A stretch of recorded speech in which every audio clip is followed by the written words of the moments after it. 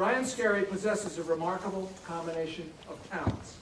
He's a world-class ocean explorer. He dives in places no one has ever gone before. Places variously dangerous, variously cold, warm, deep, beautiful, polluted, ugly, and remote, but always important and always in the ocean. He has lived underwater for 10 days, dived under the ice in the Arctic and Antarctic, worked in cramped submarines thousands of feet underwater, and slept on hot, dirty Indonesian beaches swarming with malaria-infected mosquitoes, to name just a few of the places and situations he's endured to bring you Ocean Soul. Into this body of work, into each and every image, Brian has put his soul, his passion. So tonight, I'm sure you'll see and you'll feel that passion coming through quite clearly, quite loudly, quite strongly. Just as anyone who's seen Brian's work or known him personally. So I'm very happy to introduce Brian here tonight, but first we have a very short video clip. Can you roll the tape? I'm certain it was love at first sight, though I honestly can't remember the first time I saw her. What I do know is that I fell in love with the sea as a child, and from that early age, my course was set for a lifelong voyage of more wonders than even my wildest childhood dreams. Days spent with my family on New England beaches were a taste of something magical, an unusual blend of adventure, mystery, and calmness that stirred my soul and sealed my fate. In my backyard swimming pool, I pretended to be the explorers I saw in National Geographic, imagining I was on an exotic reef or leading expeditions in search of elusive creatures under the sea. Becoming a photographer and an underwater photojournalist made perfect sense, exploring the oceans with a camera and sharing stories about all that I saw. Thinking back on it, I suppose the odds were about 1,000,000,000 to 1. A boy from modest beginnings, growing up in a small working-class town, actually becoming an undersea explorer and a National Geographic photographer. But I guess dreams do come true. I was on assignment in Japan for over 4 months. It was like swimming through a storybook. Each dive was filled with an array of exotic characters and haunting seascapes. In the Mediterranean, off the coast of Spain, I was photographing bluefin tuna. You know, these are the lions and tigers of the sea. Diving in Mexico's Sea of Cortez with a Humboldt squid is an intimidating experience. In Trinidad, I was working with leatherback turtles, hanging out on the beaches under moonlight with these primordial creatures. I went to the island of Bimini in the northern Bahamas to photograph lemon shark pups in their mangrove nursery. Well, I love sharks, I think photographically, for me, they represent the perfect blend of grace and power. In the Gulf of St. Lawrence, I spent weeks surrounded by pack ice with these beautiful harp seals in magical light. This ended up becoming a cover story for National Geographic. I spent 5 weeks in the middle of the central South Pacific on expedition, diving in places that nobody has ever dived before. Antarctica is like nothing else, the grandeur of the place. There's something pristine about these cold environments. They're harsh to work in photographically, but I love the pureness of it all. Working with manatees was a very zen-like experience. I could spend hours and hours each day just drifting into their world. I was in the sub-Antarctic of New Zealand in wintertime with a population of animals that had never seen a human being before. I often sense a life force emanating from creatures I photograph, an energy that's tangible and defines an individual animal. My hope is to preserve a moment in time, an instant when the creature's spirit is captured in a blend of light, gesture, and grace. All that I've experienced, this life force of the sea, and the wounds that she suffers, together they represent Ocean Soul.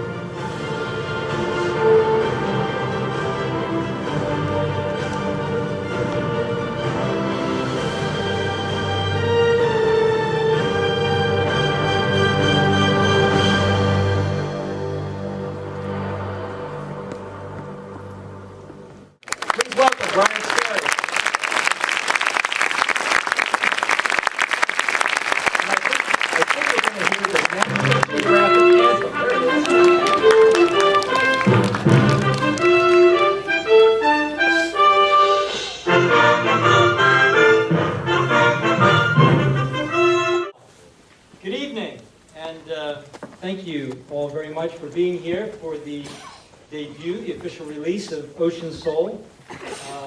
Great pleasure for me to be here in Boston. There's actually a long list of people that I should really thank, but in the essence of time, I won't. No. No, I will. Just kidding. But I'll keep it brief. I, of course, want to thank Bud Riss, who graciously just introduced me. As the explorer in residence here at the Aquarium, I get to work with Bud on a fairly regular basis. So he's more than just my boss, I guess. He's a friend. But he's often just seen as the front person of the Aquarium. But if you get to work with him, you really know just how much he does behind the scenes, supporting not only this wonderful institution as a place of education for people who come here to visit, but also supporting the amazing research that goes on here. I think that often gets understated as to just how much really happens behind the scenes in terms of real science and conservation and research. I also want to thank Jane Wilson, Vice President here at the Aquarium, who I work with even more regularly, perhaps, who equally as much as Bud supports all of this stuff and certainly has supported my work for a long time. Also want to thank Bill Burgess and his wife Barbara, Chairman of the Board, who are true ocean heroes, do amazing things for the ocean, tireless efforts. And also Alan Diner, who I think might be here this evening, Chairman of the Board of Overseers, who's a dear friend who's been with me on expedition, and also supports the Aquarium and has for many, many years. Another brief acknowledgement that I wanted to make to the Boston Sea Rovers, who I think some of the members are here tonight, possibly the Chairman of the Board, Dave Morton, and the President, Ethan Gordon, as well. It was the Sea Rovers that I was part of for many years, and it's actually where I had my epiphany moment that I write about in the book, where I decided that I wanted to be an underwater photographer. I was a diver first and attended a Boston Sea Rover show many years ago in the city of Boston, and that was where I sort of realized that I could be an explorer of the ocean with a camera. But, of course, it's always a pleasure for me to be in Boston. I just spoke a couple of nights ago in D.C., and I've got a 10-city book tour coming up. But I love New England. This is where I started diving. It's where I began my work and still dive today. I'm just starting a new project, actually, with the Conservation Law Foundation called the New England Ocean Odyssey, and I'll be doing a 5-year project documenting the marine life of New England over probably 6 weeks over the next 5 years each year. So if we can get, I guess, to the program. The program that I've prepared for this evening, for this Ocean Soul tour, is essentially a look back at an introduction to how I get into photography, what's sort of important to me photographically, the things I like to photograph. It looks at some of the stories that I've done, and also this evolution that's taking place in the sense that there's, in the beginning I just wanted to make happy pictures of things that interested me or subjects that I liked, but over time I've seen a lot of problems occurring in the ocean and wanted to turn my camera towards some of those to tell a more complete story of what was happening underwater. And then we end with some hope. There are plenty of reasons to be hopeful with the planet today and with what's going on in the ocean. So, being a National Geographic photographer is all about exploration and storytelling, which for me is what Ocean Soul is about as well. It's been described, if you read the back of the book jacket, it's been described as a love story. And I guess it is. For me, from the very first dives that I made as a teenager, I fell in love with not only the sea, but with exploration and discovery of life within the sea as well. Earth's oceans still remain largely unexplored. So for a journalist and a photographer, it's really the perfect place to work because there's always amazing stories to be told. Now, I was interviewed recently by a magazine, and they asked many questions, but one of the questions that the interviewer asked that I thought was interesting was, what did I think the most important photograph ever made was? Well, I had a temptation to select one of my own, of course, but I resisted that temptation, and I answered this. The picture that first showed us Earth from space. And the reason, of course, and I'm certain I'm not the first person to say this, but it bears repeating because this image for the first time gave us a view of our world, and we could plainly see that we live very much on a water planet. And it's often been said that 3/4 of the Earth's surface is ocean, which it is, but more importantly, 98% of the biosphere, 98% of the livable, habitable planet is water. So for our own existence, it's important that we protect this place. Ocean Soul, then, is really about exploring this watery world, photographically. It's a personal story about discovery and, for me, about peeling back these layers of mystery that exist with wildlife and ecosystems beneath the sea. And by the way, is it just me, or does this photo of this fish here look a little bit like J. Edgar Hoover? Don't you think? But I digress, I'm sorry.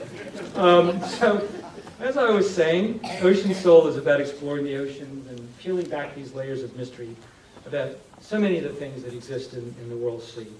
I've been very fortunate to work with great scientists over the years, researchers who've taken me in and let me see their life's work. And I've learned a lot from these people. This is a photo of one of my colleagues, Enrique Sala, down at National Geographic, hovering over a new species of coral that we discovered on an expedition in the South Pacific a few years ago, which was wonderful, to be able to go on a place that very few people have been and actually discover something new in relatively shallow water. For many scientists these days, the big thing in terms of research, in terms of learning about the ocean, is to tag animals.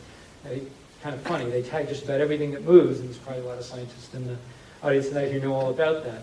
I actually did a story for the magazine a few years ago where I saturated. I lived on the bottom of the ocean for 7 days, and that mission was all about tagging animals. And the way they did this is they would catch little fish on the bottom of traps, then they would anesthetize them, put this little tube in their mouth and feed them some anesthesia. And then once the animal was sort of under the anesthesia, they would make a little incision and insert this electrical acoustic tag, and then they'd sew them up and revive them by swimming them around and get them sort of woken back up and then let them go, and then the fish would essentially send an email back to the scientists as to where they were. And as I watched this and was photographing, I couldn't help but think that this little fish the next day was probably talking to his friends saying, I'm really sure I have a chip in my head. They probably have little support groups for abductees. But I like to joke about that, of course. But the reality is that is valuable science, and it pays big dividends. But for a photographer, I think for me, the best way to reveal secrets and find out more about the mysteries of the sea is simply to spend time underwater.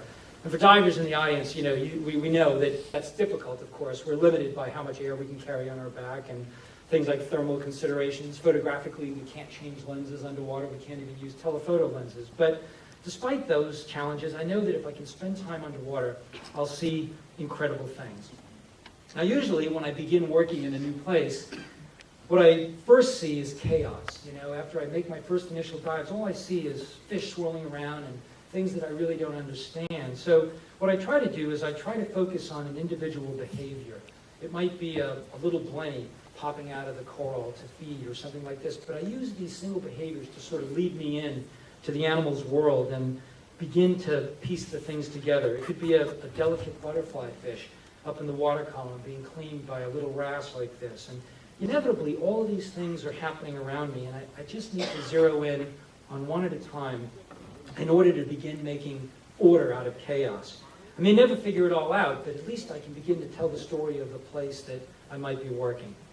I'm also looking for other things. The behaviors are important, but they have to be interesting photographically and visually. So I'm also looking for textures and patterns and colors. I'm trying to piece it all together in an artistic way that also tells a story. In Ocean Soul, I write that I believe my most important role remains as artistic interpreter of all that I see and as a storyteller. I need to understand the science, but I want to capture the poetry. That's really what it's about for me. The ocean is always moving like a kaleidoscope with gesture and light. So the perfect photo is one that brings all these elements together, where you've got behavior and some of these sort of artistic elements, if you will. It could be a picture like the previous one of a school of fish feeding at sunset, or it could be a single picture like this blue shark that I photographed here in New England. I went in the water this day trying to make a photograph of a blue shark that would show the form, this amazing sculpted form by evolution that to me always looked like an aircraft with these very long wing-like pectoral fins and a very slender, beautiful fuselage-like body. This particular animal had a little parasitic copepod attached to a dorsal fin that day that added a dash of red color. So it was a little extra beauty in there. I photographed a story for National Geographic, it was in the magazine last year, on Japan, where my work was all about these things, about discovering hidden worlds through photographic discovery. It was a story I did in 3 stages, and I began in the wintertime off the coast of Hokkaido in northern Japan, where ice will sometimes blanket the water, often forming miles of solid pack ice. This was in March. I was actually supposed to be at the Sea Rover Show that year, but I was in Japan diving. And this is a place in the Shertoko Peninsula that I was working where it's quite well known for aggregations of sea eagles that come there, like this stellar sea eagle. These animals come there to feed on herring. You know, they're flying over the pack ice and looking for little herring that might be in between the cracks. But and it's important for an underwater photographer to be able to make these surface images as well, because it lends context and a sense of place to the overall story. But being underwater was the real reason that I wanted to get there. And you know, diving in a place like this under this pack ice is probably about as alien as you can get without going to another planet. The water is about 29 degrees, 28.5 degrees Fahrenheit. It's a place where the ice is maybe 25 feet thick over your head, and it's always moving, so trying to find your exit can be a little tricky, a real challenge. But those risks are always worth the reward for me, because the things that I get to see under there are absolutely stunning. You know, this was an animal that I went to photograph there. It's called a sea angel. It's a tiny little pteropod about the size of a tic tac that drifts underneath the ice pack on these little diminutive wings. You know, it's translucent and colored with blues and reds, and just amazing. And on the bottom, we find equally stunning creatures. This was something called a barbed poacher that reminded me of fish that I'd seen in other places, like a gannard or a sea raven, but it was just a little bit different. It had this very strong, strange sort of appendage, this sword-like thing on the end of its nose. And diving in these places, for the divers in the audience, you certainly know that that in itself is difficult, because you have to wear so much equipment. You know, we're wearing, this is a picture of me with my Japanese guide, and you know, I've got a heavy dry suit on and layers of undergarments, 2 hoods, and because my hands just don't tolerate the cold like they used to, I have attached gloves now that sort of allow air into my hands, and also wear these mountain climbing liners underneath, which are pretty good for staying warm when I'm underwater, but they're not so good in Japan for eating with chopsticks. This was what I would do for lunch. I didn't want to get out of the suit because it took so long to get into it and everything was just right, so I barely mastered, you know, chopsticks with my hands, and then with this thick glove, it was a little tricky. And incidentally, I think that is a toy balloon they gave me to eat for lunch that day. Wasn't sure what exactly I was eating. But anyway, from one extreme to the other, from the ice to the tropics. And I went to another place in Japan on a different trip called the Ogasawara Islands, which are about 600 miles away from Tokyo and out in the middle of the Pacific. And once again, I find myself trying to make order out of chaos, you know, zeroing in on a school of fish, looking for something interesting. And here I found this red-colored fish called the glass eye that was sort of hiding out amongst a school of sea bream, probably hoping I didn't blow his cover here, wondering who was watching who, actually. And on a different day, you know, I perched on top of an old World War II shipwreck where I found a colony of coral. And inside one of the tubes that a Christmas tree worm used to live in, I found this tiny little hermit crab, a coral hermit crab that was about the size of a grain of rice and would just pop out for a few seconds every so often to feed in the current and then pop back in. So sort of swaying in the current with my legs around the top of this engine, I just swayed in the current and tried to make a frame like that. In a cave, there was this cave, underwater cave in Chichijima Island, in the Ogasawara Islands, that my guide took me to and showed me this undescribed colony of tunicates. This is a species that is found nowhere else in the world, and it was just this one small colony in this one single cave that was found. And in order to make this picture, I had to invert my body. I was hanging upside down between a boulder and the cave wall while my assistant sort of held my feet, and you know, trying to make a few frames of this. But I love this little colony. They're tunicates, but they look like they have little Mr. Bill faces here, you know, kind of like, oh no, which it's not their face, of course, but it just looks that way. But these are the things you're looking for photographically that, you know, might relate to readers and tell an interesting story. And this was actually the reason I went to the Ogasawara Islands, was to photograph sand tiger sharks, because I'd been told that they could predictably be found there. And I spent an entire month going out every day on the boat and diving. I never saw a single one until the very next to the last day, when I was making a dive far away from the main island, an overnight trip actually, and I found this beautiful female, about a 9-foot, 10-foot sand tiger shark, female that was pregnant, probably only days away from having her pups here in about 60 feet of water. And the last place I visited on this journey to Japan's oceans was the it was Tsuruga Bay. Tsuruga Bay on the Izu Peninsula, which is in the shadow of Mount Fuji and about a 2-hour drive from Tokyo. And this was perhaps my favorite place to dive in Japan. It was truly like swimming through the pages of a storybook. Every dive was this amazing introduction to a cast of characters that was unique. There was, well, let me just go back. This is a very unique environment. This is a whip coral forest that was very spooky to me. It looked like something out of a Tim Burton movie, maybe. And on each of those strands, I would search to find a pair of shrimp, and you would only find them occasionally. It was like hitting the lottery when you found one. But here's what I was looking for. It was this tiny pair of shrimp, a male and a female. The female is actually the larger, that lived their entire life on this single strand of whip coral. They're quite amazing, but these are the worlds that are underwater, and I think are fascinating to learn about. On another dive on the volcanic sands there, I found this lizard fish eating another fish, and I've been diving for 35 years, and it's rare, actually. You think it would be common, but it's quite rare to see another fish eating a fish underwater. And this guy, I think, was having a hard time. I think the dorsal spines on that wrasse were going down a little rough because he was sort of stuck there for a while, and gave me an opportunity to make a few pictures. The smarter fish, of course, in this part of the world, take cover inside an abandoned soda can, like this little yellow goby is doing here. This picture was made, I swam down this sort of underwater slope, and at about a depth of 100 feet or so, I saw this little flash of color inside the abandoned soda can, so I got down on my stomach and sort of crawled in and closer, and I saw this little fish. It was like the Cheshire Cat or something. I thought he was going to speak to me, but I sort of inched myself closer until he was perfectly aligned in his doorway, and I made that single frame.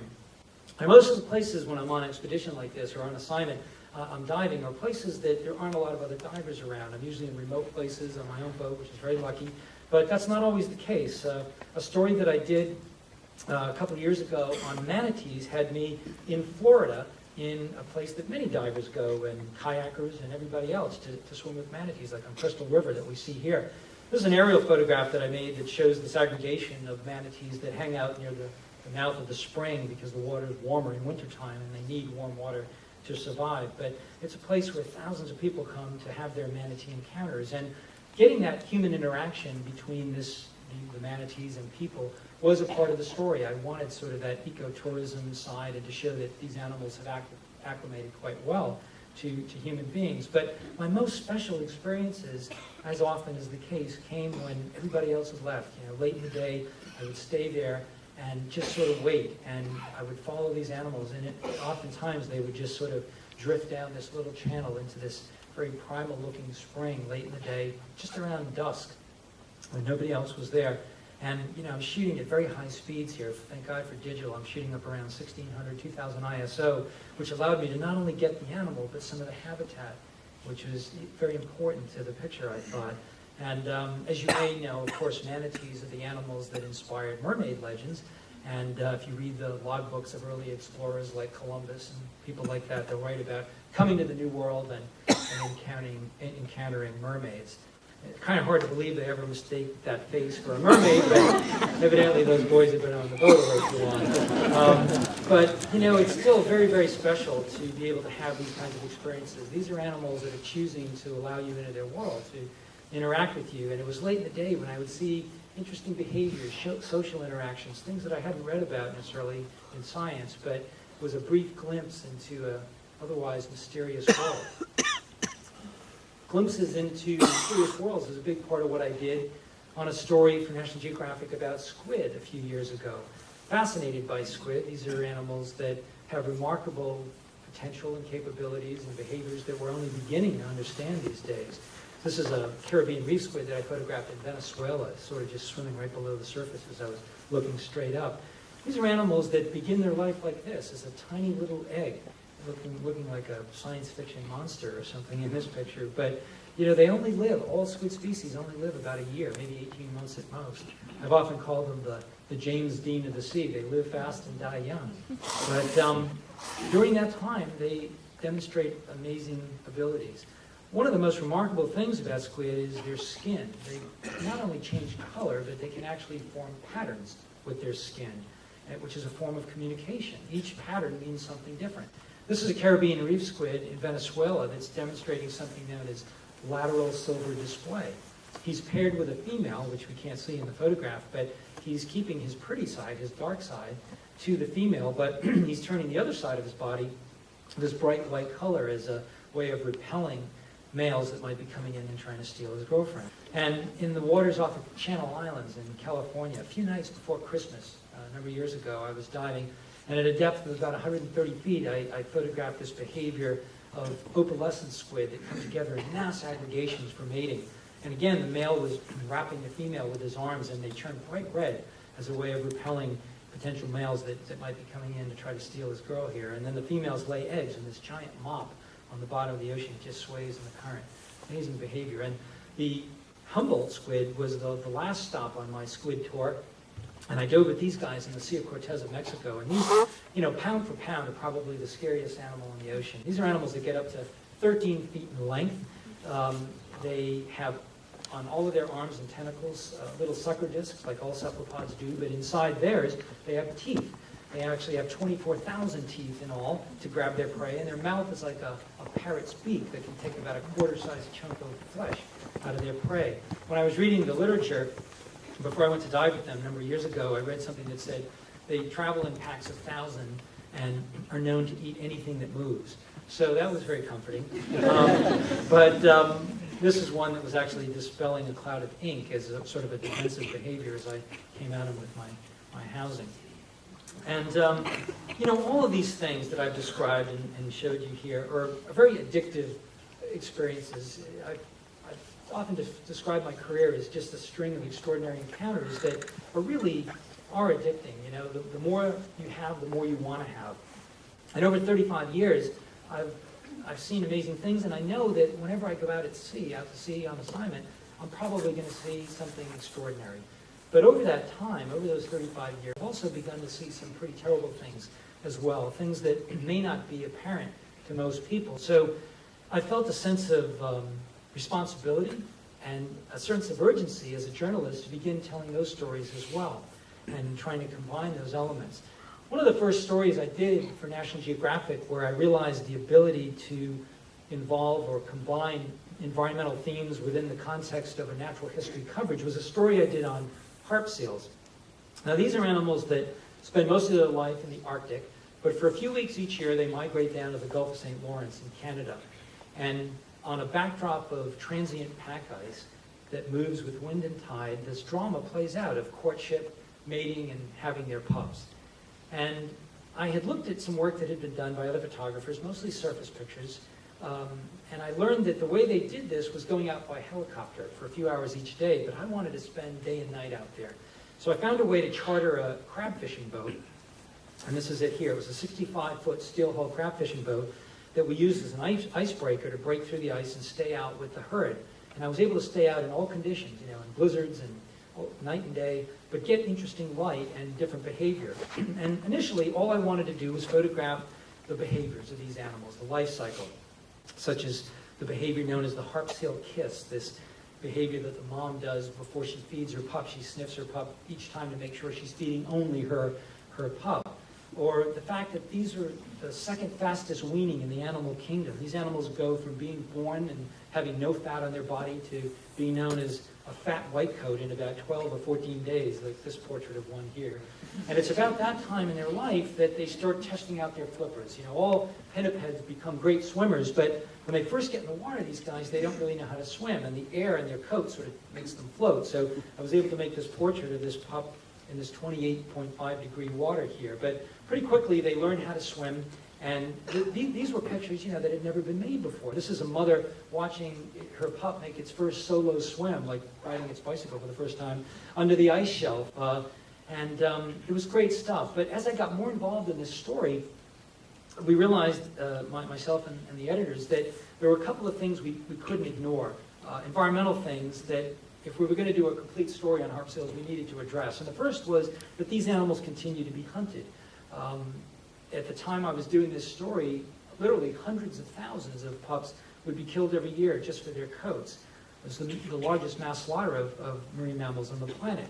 But as disturbing as that is, I think the greater threat over time is going to be the loss of sea ice due to global climate change.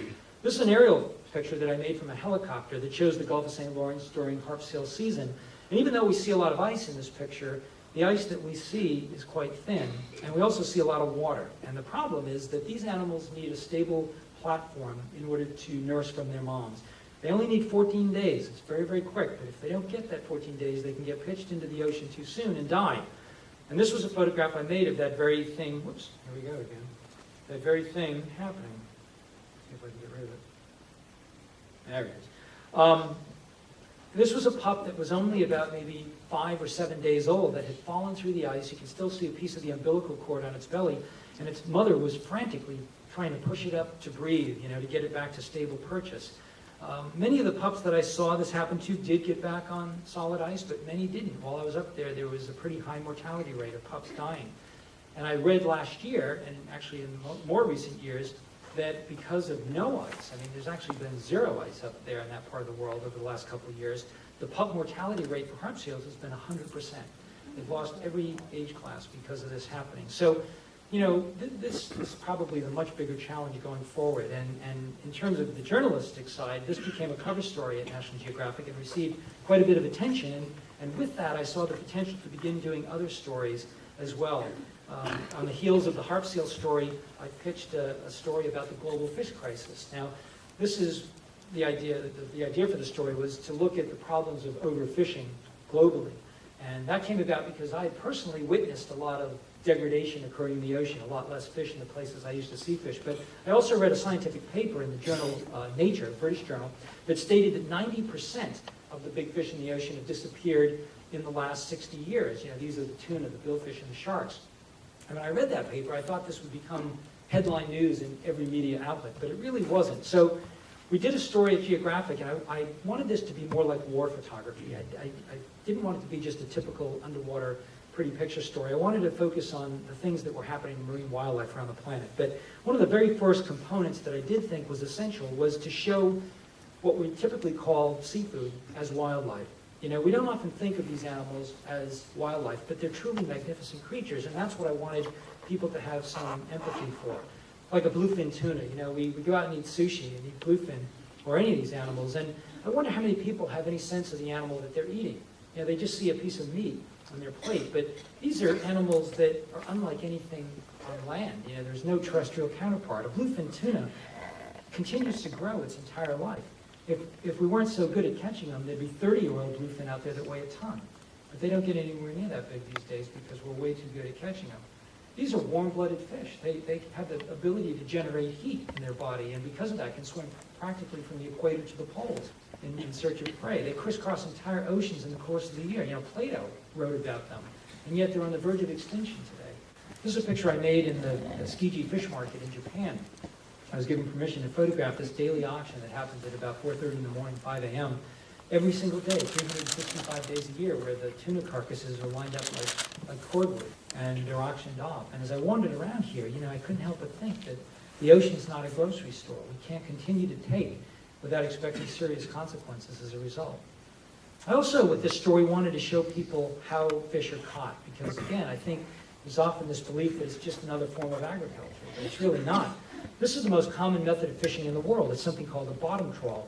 And this one was in Mexico, and it was a very small one that was easy for me to photograph to some extent. But these are used everywhere in the world on a much grander scale. But essentially the way it works is you've got a net that has two big steel doors on either end, and there's floats on the top of the net and a lead-weighted line on the bottom. And this whole assembly is towed behind a boat, and the doors meet resistance with the water, and it opens the mouth of the net, and it's dragged over the bottom, in this case, to catch shrimp. And it's very effective. The little lead weights on the bottom trip the shrimp inside. But as you can imagine, everything else in the path gets caught as well. And in this case, they're also sort of clear-cutting that precious benthic layer on the bottom that's habitat for so many other animals. This was a picture that shows the fisherman's hands holding the shrimp that he caught after towing that net for 1 hour. He had maybe 7 or 8 shrimp, and all those other animals on the deck of his boat in the background are what's known as bycatch. These had to die in the process because they have no commercial value. They'll be thrown back as trash. So this is the true cost of a shrimp dinner. You know, a handful of shrimp and maybe 10 pounds of other animals that die in the process. And to make that even more visual, I swam underneath the shrimp boat and made a photograph as they were shoveling this bycatch back into the sea. Animals like guitarfish and back rays, little flounder that an hour before were alive on the bottom of the ocean, but now we're being thrown back in this cascade of death. And I also wanted to work on this story with sharks because, you know, right now, there's estimates that say we're losing as many as 100 million sharks a year on our planet, largely caught for their fins in many cases, as you see this mako being finned right here. But as I went out to photograph this component of the story, I wrestled with how was I going to make a picture of a dead shark that would resonate with readers. You know, I think there's still this belief that sharks are scary or dangerous, or you know, the only good shark is a dead shark. And I wanted to make a picture that would help to shatter that myth. And I made a lot of pictures, but none really worked for me until this one day when I jumped in and found this thresher shark dead in the net. It only died a few hours before, and its eye was still open. And because it's a pelagic animal, it had these huge pectoral fins that sort of reminded me of a crucifixion. And this ended up becoming the lead picture in the story on the global fish crisis, a cover story in 2007. And I hope it sort of did give some empathy to these animals and spoke to that issue of hundreds of, or 100 million sharks being killed every year on the planet. Around the same time, I did another story on sharks for the magazine, a more celebratory one, but one that still allowed us to talk about the need for shark conservation. And as I started to think about my proposal for this story, I looked at the globe and wanted to figure out where I was going to go to photograph sharks. But the reality is there's very few places on the planet where shark populations are doing well. But one place that was doing pretty well and is doing pretty well is the Bahamas. Now, this is a photograph of one of the early pictures I made in the story where I went to the biggest dive resort in the world, a place called Stewart Cove that's owned by this man, Stewart Cove.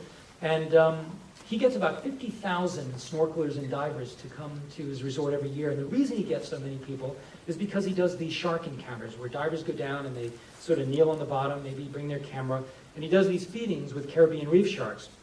And you can argue that feeding sharks is probably not the greatest thing to be doing with any wild animal, and I would agree, but it wasn't that long ago that they were killing sharks in this place. So, you know, this is a way to introduce people, and maybe as a transitionary step or process, it will at least help people to appreciate them, and it certainly has.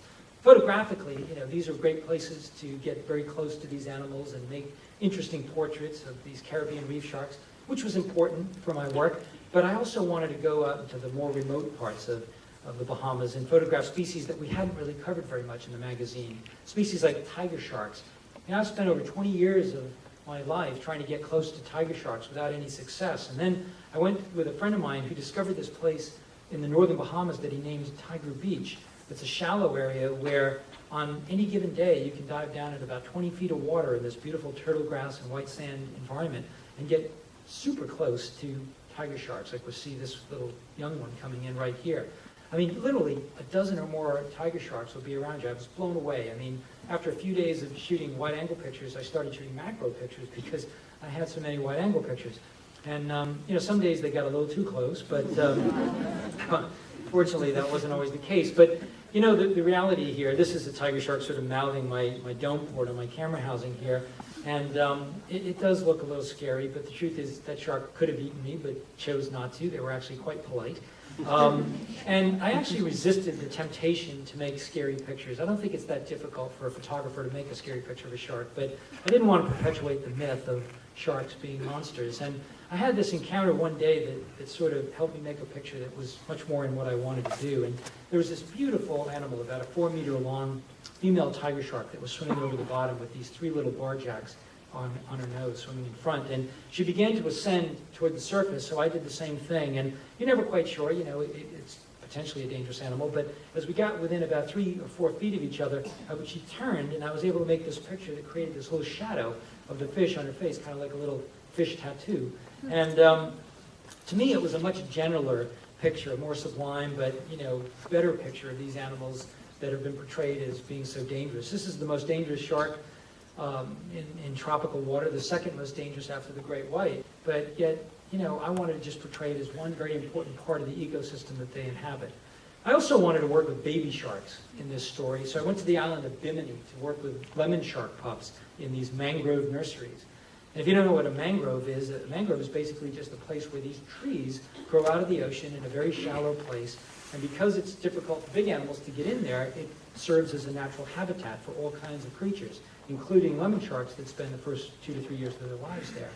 And, to get these pictures, I had to sort of let the animals acclimate to me. They were a little shy at first. So what I would do is I would just wear my wetsuit and mask and snorkel and just lay in these mangrove swamps for days, trying to get the animals to build up some courage and get closer. And it was probably 110 degrees and lots of mosquitoes around, but after a few days of this, they did get close enough, and I was able to make a photograph like this that shows a pup that's maybe 12 inches in length, swimming in about 12 inches of water.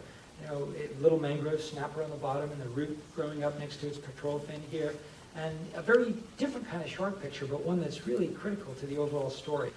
I also wanted to work with the elusive great hammerhead shark, an animal that as recently as 8 or 10 years ago there were almost no photographs of in the world. But the same buddy of mine that found a place where the tiger sharks found a place where we could predictably find great hammerheads in wintertime. The problem is that the weather is bad at that time of year, so I chartered its boat for 18 days, and out of 18 days I only had 2 days where the weather was good enough to make pictures. But on the very final day, as the sun was going down, I had this stunning 14-foot male that just sort of came in and curled around just around sunset, and I was able to make this portrait of him. But these are animals that we know almost nothing about. We don't know where they mate or where they have their pups, where they migrate to or from, and yet hammerhead populations in the Atlantic Ocean are down about 89% in the last 20 or 30 years. We're losing them faster than we can learn about them. So hopefully that'll change course. And the last species that I wanted to work with on this shark story was the oceanic whitetip, an animal that's considered the 4th most dangerous species if you pay attention to such lists, but it's an animal that's about 98% in decline throughout most of its range. It's almost extinct.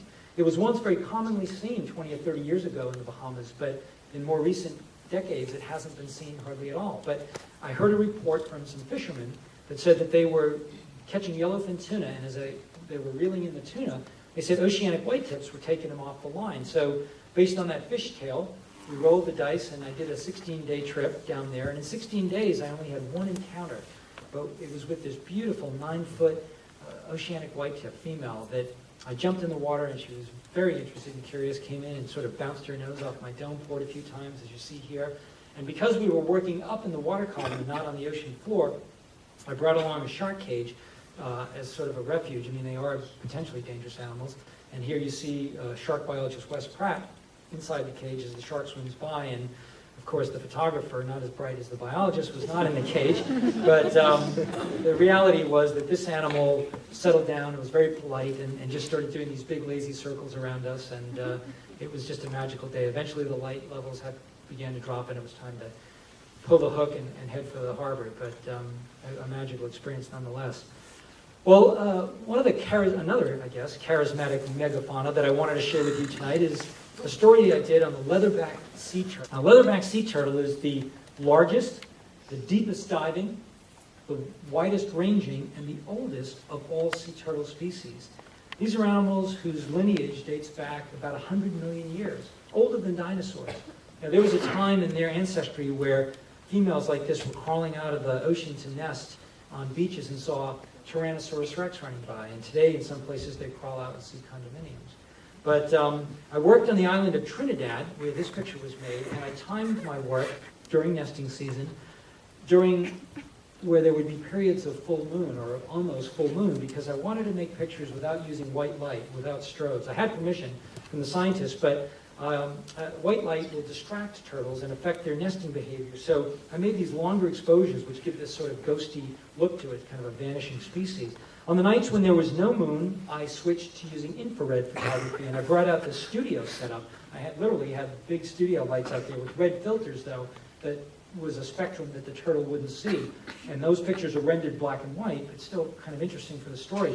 And what's going on here is this is a group of conservation workers on Matora Beach. They're doing some science. They actually erect this tripod device and weigh the turtle. She's in a bit of a trance as she's nesting, and after she finishes covering up the hole where her eggs are, they put this sling under her and weigh her. And this turtle actually weighed in at 1,089 pounds. Just a giant animal, like a Volkswagen out there on the beach. But This is how they start their life. They start their life as a tiny little hatchling. This one had just popped out of the sand and was scrambling for the ocean, about to taste salt water for the very first time. Only 1 in 1,000 leatherback hatchlings will actually reach maturity, that they'll actually make it all through the gauntlet of things that they have to contend with and become an adult leatherback sea turtle. Some of the things they have to contend with are, natural predation, like this vulture that picks them off as they're making that scramble down the beach, and predatory fish that are waiting offshore to gobble them up. But nature has learned to compensate for that. They've overcome that by the females having multiple clutches of eggs and hundreds of babies. What they haven't been able to overcome are the anthropogenic stresses, things that humans have had impact on them, like getting caught in gill nets, like we see this animal here. This was a leatherback that was caught in a fisherman's net off of Trinidad. I went out, I chartered my own little boat and went out and sort of shadowed this fisherman every night with his permission. And because they're not trying to catch these turtles, they're trying to catch fish, but they inadvertently will catch leatherbacks. In Trinidad alone, they catch over 1,000 a year. So if you multiply that throughout the Caribbean and the rest of the world, you can imagine the damage this does. So he was about a mile away. He had strung in his net for about a mile, and I just sort of patrolled it during the night. And in the wee hours of the morning, I saw the net moving, put on my gear, and I jumped in and made this photo of this turtle. I then cut the turtle out. I took out my knife and I cut the gill net out and rescued the turtle, getting tangled in the net myself in the process, and then had to cut myself out. But this turtle actually did escape, but so many more did not. And to find a leatherback in the wild, to make a picture of one in the wild, is extremely challenging. These are animals that we know very little about, and they're not animals that want to interact with humans. So I went to a place, I went with a scientist from Monterey, California, and we went to a very remote part of Indonesia, where I camped out on a beach at the edge of a jungle for about 3 weeks. Breakfast was a power bar and a malaria pill, and then kill a few scorpions and crawl into your sleeping bag at night. But every day I would go out in this little boat, a little Indonesian longboat, and just free dive. And in 3 weeks, I only had 3 encounters with a leatherback, but one of them was this, where I made this picture. And it was this beautiful female that was like her own little starship under there. She had these escort fish off her nose and these remoras on the side. And just a wonderful, magical experience. Another charismatic megafauna that I wanted to share with you tonight is a story well known by New England aquarium folks, the story of right whales.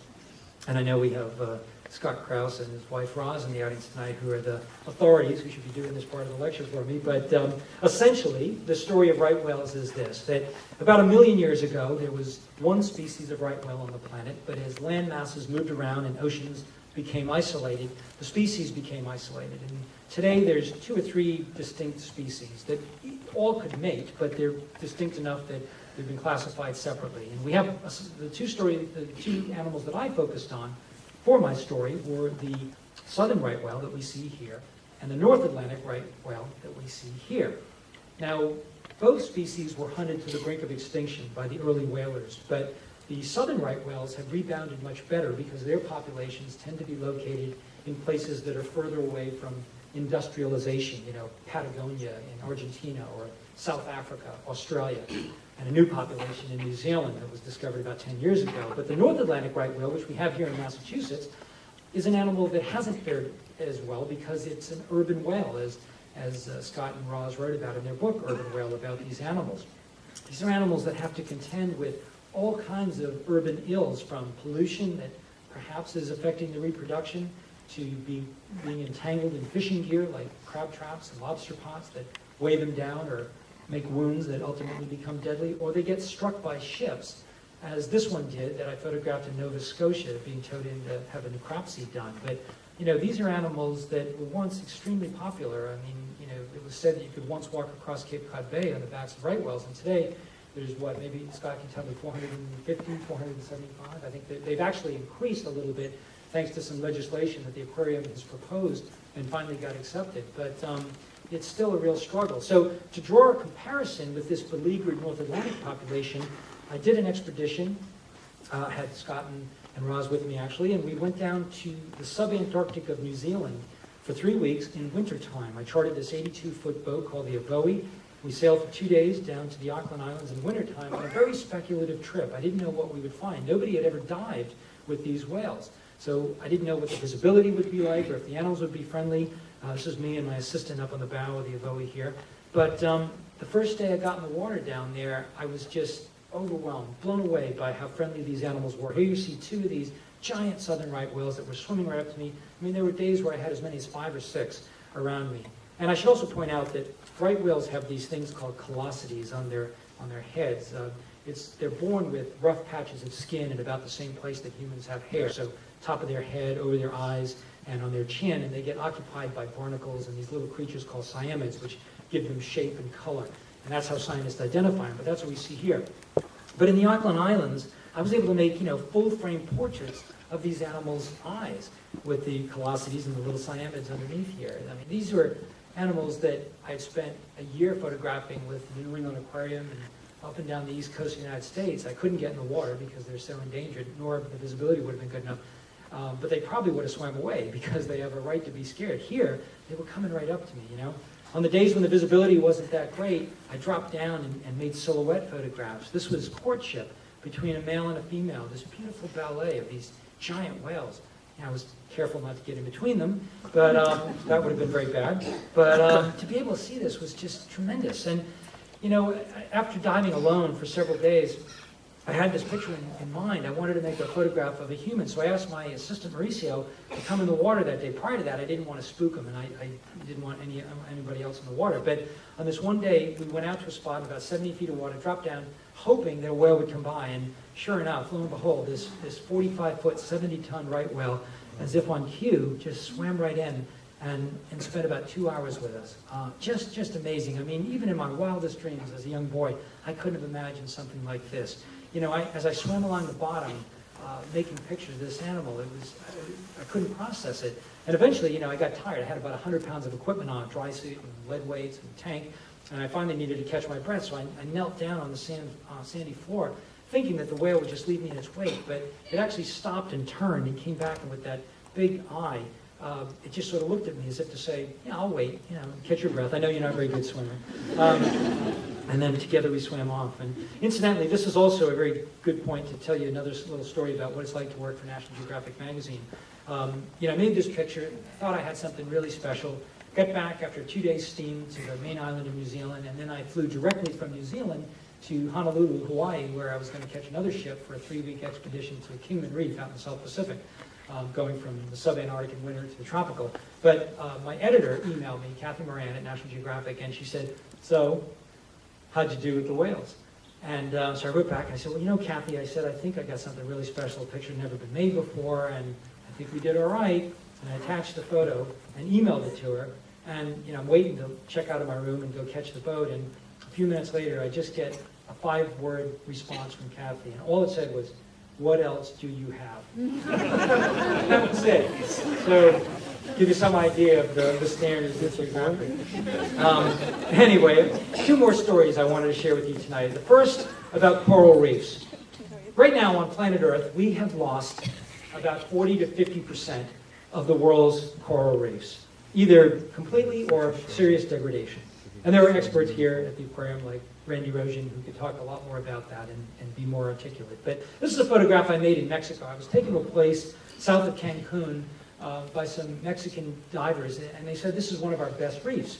And as I dove and photographed it, all I could see was that it was overfished, there were almost no fish, it was highly bleached, and there was just algae everywhere. But this is the way it looks in many parts of the world these days. This is what divers see when they go to coral reefs. To find a truly healthy coral reef, you have to go to the most remote places on the planet.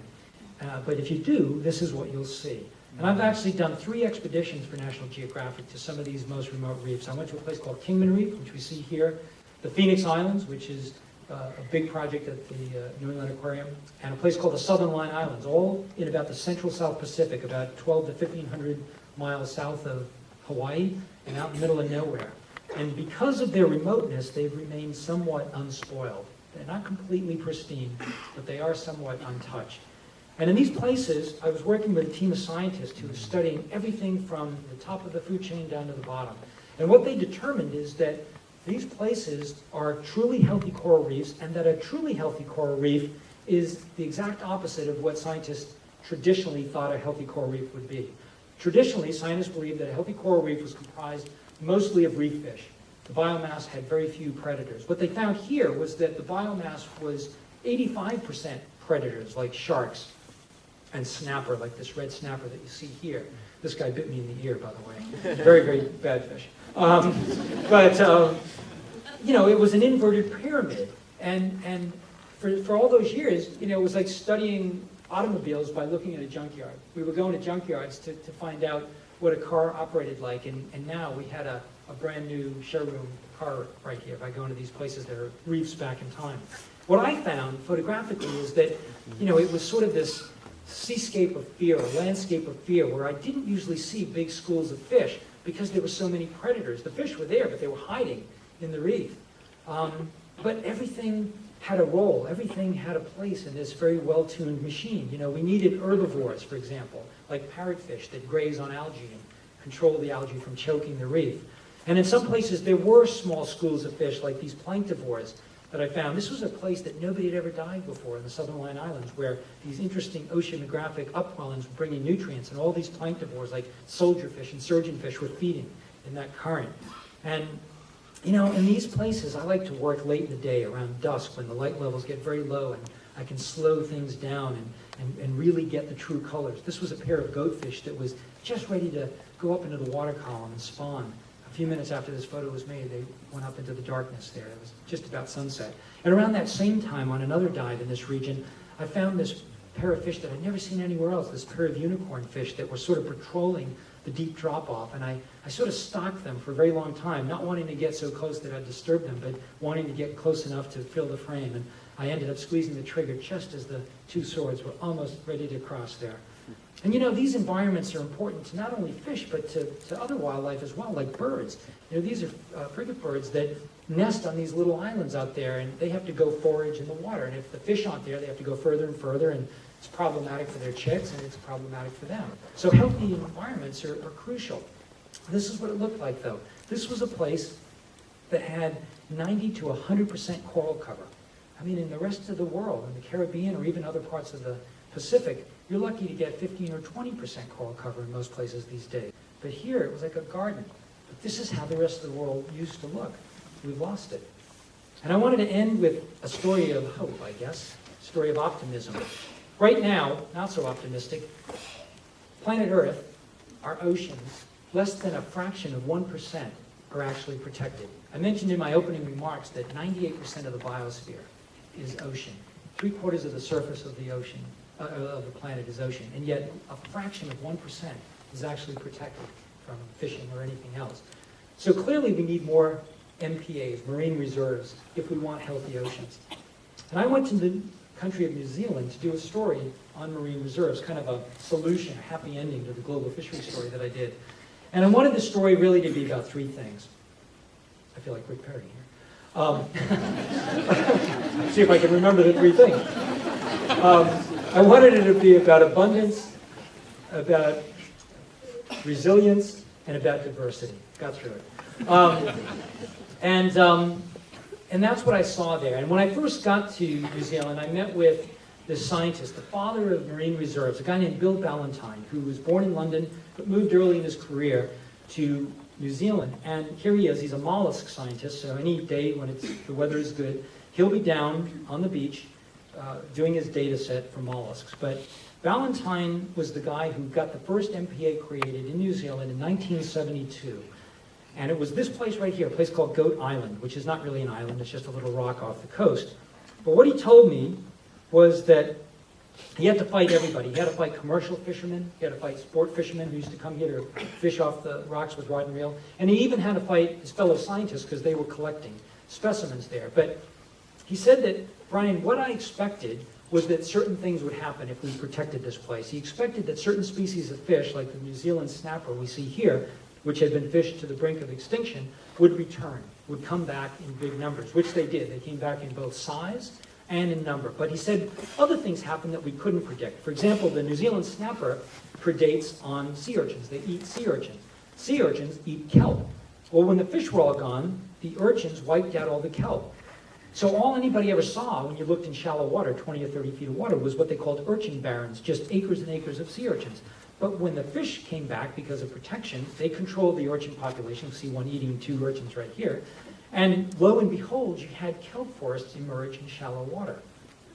this is how the ocean probably looked 100 years ago, 200 years ago, but nobody's around to tell us. So the message is clear. We protect places like this, and they come back to a natural state of equilibrium. And then we have a baseline for conservation that we can use elsewhere to protect other parts of the planet. What I saw in these places was that people just couldn't get enough. These were two brothers whose parents had driven them an hour and a half from Auckland to Goat Island, and they passed by much more beautiful beaches, beautiful white sandy beaches on the way, but they came here because there was something to see. Maybe future biologists or photographers, but whatever, they were just enthralled. People would stand on the rocks and just look in. And Ballantyne told me a fascinating statistic as well. He said that in 1972, when they protected this place, 3,000 people a year would come to Goat Island, and they would come to go fishing. And when they made it a marine reserve, all the newspapers in New Zealand had headlines that said, nothing left to do at Goat Island, because they figured if you couldn't go fishing, there was nothing left to do. Well, fast forward now, 40 years. Not 3,000 people, 300,000 people a year come here. And they come here not to go fishing, but just to see fish.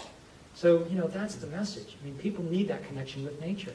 I worked in other places in New Zealand as well, like Fiordland in the South Island, this kind of shadowy Lord of the Rings place that's mountainous and where tons of fresh water flow into the ocean every day. This was a place, an aerial picture I made of the Camelot River.